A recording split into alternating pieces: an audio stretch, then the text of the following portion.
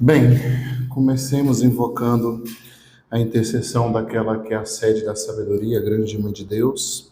Ave Maria, cheia de graça, o Senhor é convosco.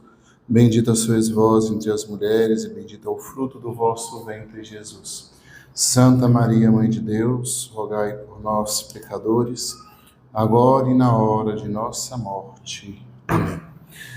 Bem, nós falamos anteriormente, começamos a introduzir a respeito do sacramento da iniciação cristã, do batismo, e nós falamos um pouco da estrutura teológica, de algumas coisas, e nós agora vamos continuar falando um pouquinho mais sobre este sacramento. Sacramento este que é porta de entrada para nós cristãos católicos, sacramento este que é fonte de graça, que é fonte de inserção no corpo místico de Cristo.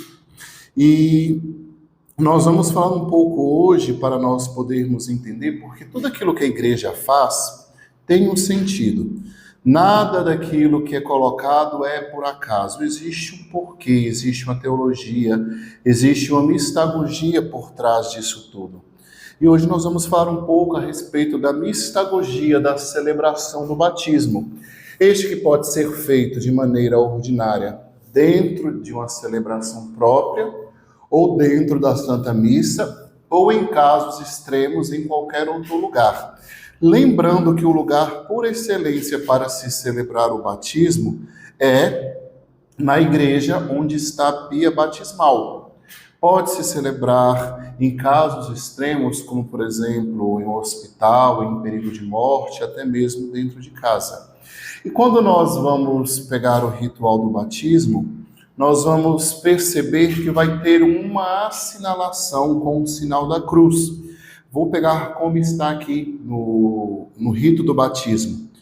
Nosso sinal é a cruz de Cristo. Por isso vamos marcar estas crianças, quando são crianças, com o sinal do Cristo Salvador. Assim, se diz o nome da pessoa que será batizada, acolhemos na comunidade cristã. Para nós, a cruz de Cristo é sinal de salvação. Lembremos que pelo batismo nós somos salvos e nós somos perdoados do nosso pecado, dos nossos pecados. A cruz de Cristo torna-se para nós, a partir da paixão de nosso Senhor, a porta que nos dá acesso para o céu. Então, o sinal da cruz, no princípio da celebração, vai manifestar essa marca de Cristo impressa naquele que vai passar a lhe pertencer. E significa a graça da redenção que Cristo nos adquiriu pela sua cruz. Lembremos-nos que o sacramento do batismo, ele deixa em nós uma marca indelével. O que é uma marca indelével? De maneira bem resumida, uma marca que nós nunca poderemos apagar de nós, da nossa alma. Então, se uma vez que eu fui batizado, eu vou ser batizado aqui na terra e na eternidade. Seja se eu alcançar a glória do céu, seja se eu não alcançar, eu vou trazer comigo a marca do batismo para sempre. E é tão bonito quando nós vemos falar que nós somos assinalados com a cruz de Cristo, é para nos recordarmos que a salvação nos alcançou. E nós temos que lutar e batalhar para podermos corresponder a esta graça. E é óbvio que quando nós falamos de sacramento, não existe sacramento celebrado pela Igreja Católica que não tenha a palavra de Deus. Seja batismo, seja crisma, seja eucaristia, seja sacramento da ordem no rito da ordenação, seja sacramento da unção dos enfermos, seja matrimônio, nós temos que ter presente a palavra de Deus. Primeiro, porque a palavra de Deus é viva e eficaz. Então, ela por si já vai fazendo a obra redentora. E nos lembremos também que a própria palavra proclamada dentro do sacramento é a presença do Cristo, palavra e verbo de Deus, que se faz presente ali. Então, nós temos que nos lembrar que também no caso dos catecúmenos é feito um caminho de imersão e de conhecimento da palavra. Então, a palavra anunciada ela também se faz presente dentro do rito. E o anúncio da palavra de Deus ilumina a verdade revelada aos candidatos, aqueles que estão sendo admitidos ao batismo. O batismo, de modo particular, ele é sacramento de fé, meu povo, porque nós, para dizermos que temos fé, nós temos que ter presente esta palavra proclamada, e mais do que proclamada, vivida. Então, naquele rito, ela é relembrada as passagens que nos é proposto o ritual.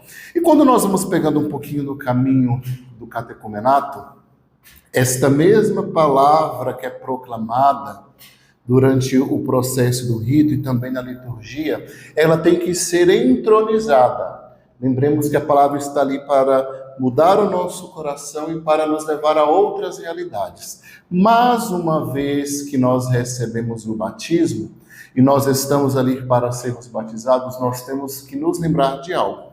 Nós estamos ali para romper com o mundo e para fazer aliança com Deus.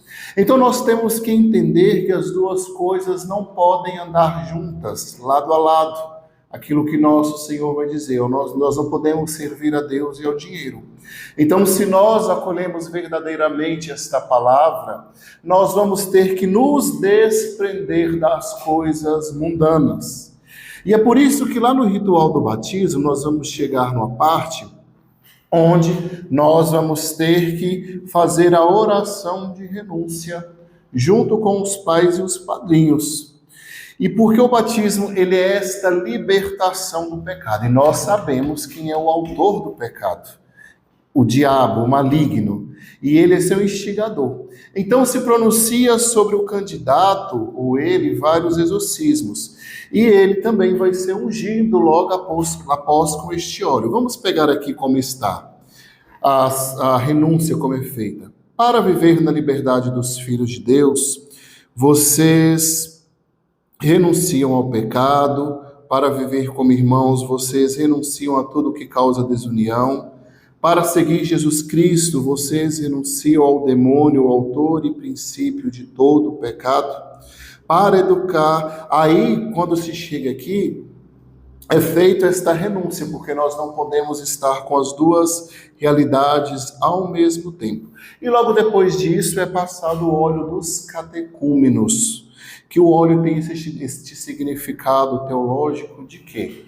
Antes, quando os guerreiros iam para as guerras, eles eram besuntados de óleo. E é muito simples e prático o porquê disso. A primeira coisa, porque quando eles estavam em combate corporal, que se tentava agarrar o corpo, o óleo fazia com que eles não pudessem ser agarrados, escorregava.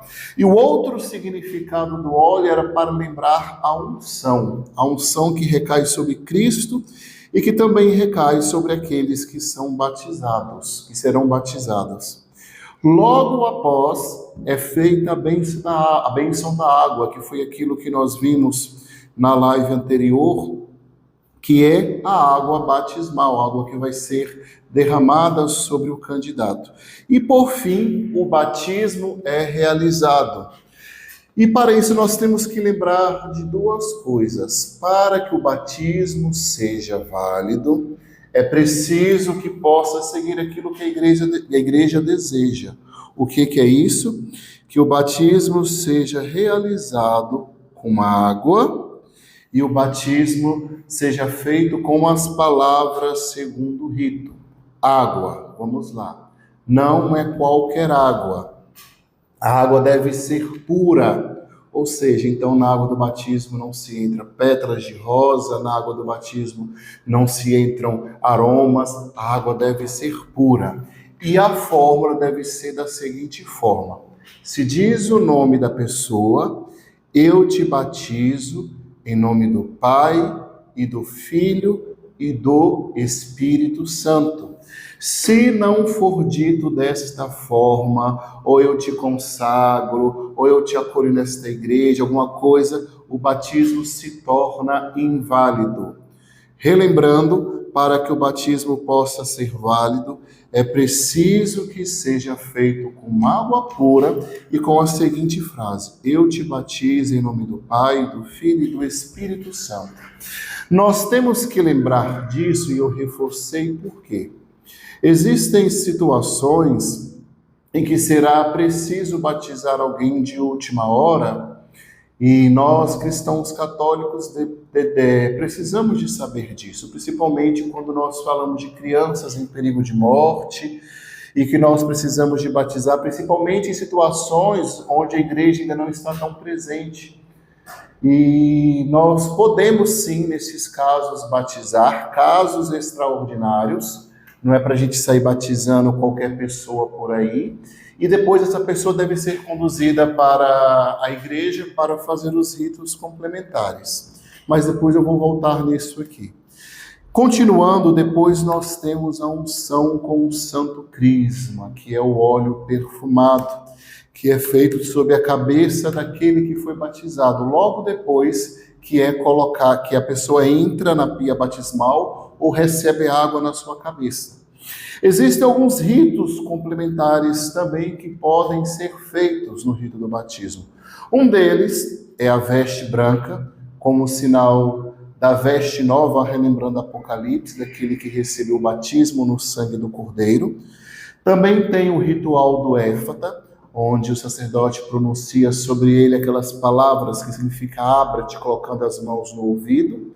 A imposição do sal na língua e o recebimento da vela acesa diretamente no círio pascal. E o recém-batizado, depois disso, ele é convidado, como filho de Deus, a dizer a oração que o próprio Senhor ensinou, para lembrá-lo da sua filiação enquanto filho de Deus. E para nós continuarmos, nós temos que entender algumas coisas também a respeito do batismo. Nós não podemos batizar uma pessoa sem que ela tenha vontade, no caso de um adulto. No caso de um adulto, nós não podemos chegar e simplesmente jogar água sobre a sua cabeça. Achei uma pessoa na rua, vou batizar.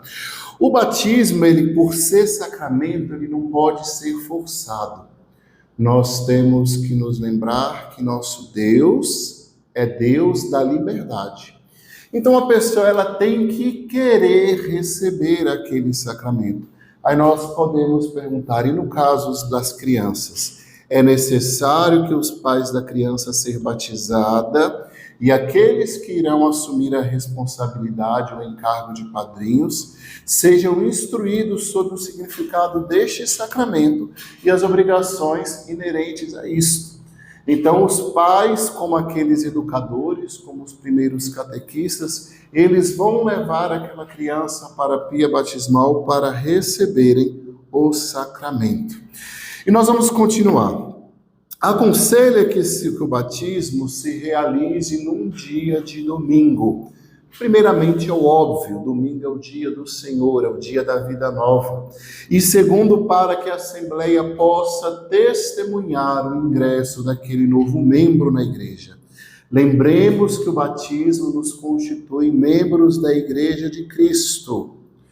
E vai continuar a dizer que o batismo no domingo, ele pode ser celebrado dentro da missa ou fora da missa. Isso vai depender muito de questões pastorais, da agenda do padre, ou também do diácono, porque nós temos, tocando nisso, é bom ressaltar, o ministro ordinário do sacramento do batismo é o sacerdote devidamente ordenado, ou então o diácono. Existem casos extraordinários, existem lugares que, por realidades pastoral, o senhor bispo pode conceder a religiosos, religiosas ou a leigos idôneos que possam batizar em nome da igreja. Também é válido quando você tem esse mandato do senhor bispo. E aquilo que eu falei em casos de morte, o católico pode batizar validamente, pode ser batizado. Para a administração do batismo, tenha-se a regra geral, de se realizar dentro do ambiente sagrado, para dar visibilidade aquilo que está acontecendo, para que se tenha testemunha a própria Assembleia, que nós devemos nos lembrar que os pais são os primeiros responsáveis, mas que também os padrinhos são, e toda a Assembleia que está ali, o povo de Deus, eles são chamados a ajudarem no crescimento espiritual, porque se é corpo místico, os outros membros têm que ajudar a fazer com que aquela pessoa possa crescer. Quando se fala da validade do batismo de um adulto, se requer a vontade de batizar, aquilo que eu estava falando. A salvação é uma realidade que ela tem que ser abraçada de maneira pessoal. Nós não podemos forçar uma pessoa a se batizar. Estou ressaltando isso, porque nunca é lícito a ninguém coagir os homens a abraçar a fé católica contra a sua própria consciência. Primeiro, porque aceitar o batismo requer renunciar a Satanás e as suas pompas. Como que eu vou obrigar alguém se ela não está disposta a abraçar a vida de pecado? É necessário que este adulto, para que possa ser lícito esse batismo, lícito, não válido, depois eu vou explicar a diferença, para que possa ser lícito, que ele possa ser instruído nas verdades da fé cristã, para que ele possa saber as suas obrigações morais que ele assume enquanto cristão, enquanto filho de Deus, enquanto ministro, enquanto filho, enquanto batizado. E este caminho é o caminho que se faz no adulto do catecumenato. Às vezes, se houve algum questionamento, nossa, mas para que tanto tempo para poder batizar? Ele já é adulto, mas é por causa disso mesmo. Nós devemos entender que os adultos devem abraçar a fé cristã católica de maneira mais madura. E é justamente este tempo que se tem para que ele possa ter convicção daquilo que ele quer, daquilo que é a fé que ele deseja, daquilo que é a fé que ele assume. Por isso que nós não podemos chegar batizando à torta e à direita qualquer um. É preciso entender, afinal de contas, a gente só consegue amar com profundidade aquilo que a gente conhece. E nós só poderemos amar a fé cristã católica e amar a nosso Senhor Jesus Cristo se nós de fato fizermos este caminho de maturidade. Então, se você chegar a ouvir essas falas, tente explicar para a pessoa que nós não estamos preocupados em ter uma multidão de pessoas batizadas. Nós queremos que todos recebam a Jesus, recebam o batismo. Mas a preocupação da igreja é que eles possam ter consciência daquilo que estão fazendo. Tenham consciência da grandiosidade do sacramento. Tenham consciência da grandiosidade da renúncia que é ser um batizado. Uma observação que nos traz: se o adulto se encontra em perigo de morte, basta ter um conhecimento das principais verdades da fé, manifestar de alguma forma a sua intenção de receber o batismo e prometer que observará os mandamentos da religião católica. Esse mínimo de fé deve ser circunscrito ao conhecimento da realidade trinitária de Deus, de maneira muito simples, instruir aquela pessoa em perigo de morte a respeito da Trindade. Lembremos que o batismo ele não é em nome só do Pai, ou em nome só do Filho, ou em nome só do Espírito. O batismo ele é em nome da Santíssima Trindade. Se em nome da Trindade, é esta instrução básica que nós devemos dar para aquele que vai receber o batismo.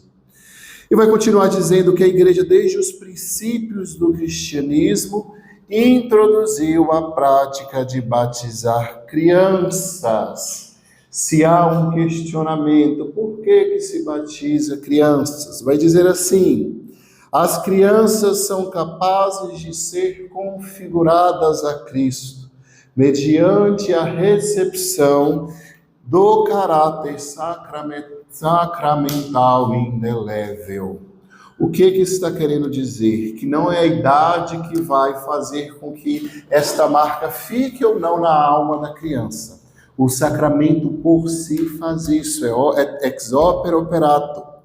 podem ser batizadas em referência à fé, quer dos pais e padrinhos que as apresentam, quer da comunidade cristã que as acolhe, como comunidade de fé. Se nós pegarmos os primeiros escritos dos padres da igreja, nós vamos ver as crianças sendo batizadas. Aí pode-se dizer bem assim, mas na Bíblia não fala. Peraí, quando os pagãos recebem o batismo, que fala que foi batizado ele e toda a sua família, vamos parar para pensar, será que nesta família não haviam crianças? Ou será que o Espírito Santo foi fazendo seleção? Opa, vou descer aqui neste adulto, opa, esse aqui já tem uns 15 anos, eu vou descer. Ah, não, esse aqui tem 3 anos, eu não vou descer. O Espírito Santo não é assim. E nós temos que, às vezes, pensar, gente, de maneira lógica, não de maneira ilógica. Porque muitas vezes nós vamos levando algumas coisas das Escrituras ao pé da letra e nós vamos perdendo a essência daquilo que a própria Escritura quer dizer. E quando nós falamos que os padrinhos são responsáveis e corresponsáveis, melhor dizendo, pela catequese, o crescimento daquele que está sendo batizado, nós vamos ver que este costume é da igreja antiga, de dar padrinhos aos batizados. Um detalhe, o Código de Direito Canônico não exige de um modo absoluto, mas apenas enquanto possível. Isso está lá no cânon 872 do Código de Direito Canônico, pode conferir.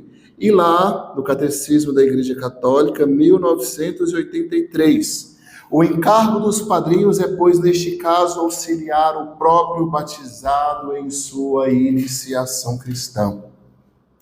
No batismo de crianças, porém, tem um encargo subsidiário em relação aos pais. Por isso, cabe-lhe, junto com os pais, apresentar ao batismo a criança que será batizada. Cabe-lhes também ajudar a crescer na fé cristã católica. Outro dado interessante, normalmente em nosso meio, nomeiam-se para cada batizado um padrinho e a madrinha. Não mais, mas basta um dos dois. Do ponto de vista litúrgico, não tem significado próprio o costume popular de madrinha de apresentação ou algumas figuras semelhantes. Eu não posso afirmar com certeza, mas creio que isso é um costume mais aqui do Brasil, mas basta somente um padrinho para o ato litúrgico. E a designação dos padrinhos corresponde ao próprio batizado, aquele que será batizado quando nós falamos de adulto, escolher. Mas para ser padrinho, isso nós devemos estar atentos e prestar bastante atenção, porque muitas vezes quando se chega na paróquia, já se chega escolhendo o padrinho como? É meu amigo de infância. É porque eu gosto muito de fulano. Nós temos que escolher padrinhos e madrinhas que possam ajudar no crescimento da fé. Padrinho não é somente para dar presente. Madrinha somente não é para mimar. É para ajudar. E para isso exigem-se alguns quesitos para que possa-se ser padrinho e madrinha. E muitas vezes isso não é compreendido. E vai dizer assim o Código de Direito Canônico: como norma geral, a idade mínima para se ser padrinho ou madrinha são 16 anos completos, mas admite-se certa variação tanto para mais quanto para menos. E isso fica uma determinação do bispo diocesano ou uma exceção concedida por justa causa. Repetindo, norma geral para se ser padrinho, idade de 16 anos completos. Que a pessoa em questão esteja plenamente iniciada mediante a recepção dos sacramentos da iniciação cristã. Quais são? Para se ser padrinho, a pessoa deve ser batizada na Igreja Católica Apostólica Romana, um batismo válido que eu estou falando, deve ser crismado e já deve ter feito a primeira Eucaristia. Por que que a igreja é tão exigente? Por que que a igreja pede esse tanto de coisa? É muito simples. Se você não iniciou na fé cristã, como é que você vai instruir outra pessoa na fé cristã? Não se tem condições, é algo lógico. Todo professor, para chegar em uma sala de aula e lecionar, o óbvio é o quê? Ele tem que ter tido uma formação para ser professor. Porque se chega alguém que é nércio na área, ele não vai ter condições de instruir os alunos, ele vai piorar a situação. Então, aquele que é mestre na fé tem que ter percorrido o caminho da fé. Por isso que o padrinho não pode ser qualquer um. Então, não fiquem chateados se chegarem na paróquia ou se alguém lhe perguntar por que que a igreja exige tanto? A igreja não exige tanto. A gente tem que aprender isso. A igreja exige o necessário. Nós que não queremos exigência de nada para fazer as coisas, nós queremos tudo facilitado. Então, prestem atenção. Padrinho, 16 anos, Eucaristia, confirmação, que é o crisma, e o batismo. Pelas leis canônicas, tem outro detalhe. O padrinho de batismo, se ele for casado, ele deve ser casado na Igreja Católica. Tem que ter recebido o sacramento do matrimônio. Ele não pode ser madrinho se ele ainda não contraiu o matrimônio sacramental. Se forem, mesmo que o padrinho ou a madrinha seja um casal de caldo, casal de lá, não seja um casal que convive, né? Ambos, se forem casados, devem ter contraído o matrimônio segundo a Santa Madre Igreja. Por isso, nós temos que lembrar que tem outra regra, que aqueles que vão batizar, ser os padrinhos, de modo algum pode ser a mãe ou pai daquele que será batizado. E aqueles que vão ser padrinhos também tem um outro detalhe. Eles não podem ter delitos canônicos e nem transgressões voluntárias que sejam imputáveis, ou seja, eles devem estar em perfeita consonância com a fé cristã católica. Devem aceitar aquilo que a igreja fala e não podem incorrer em delitos. E nós continuamos a pensar, né?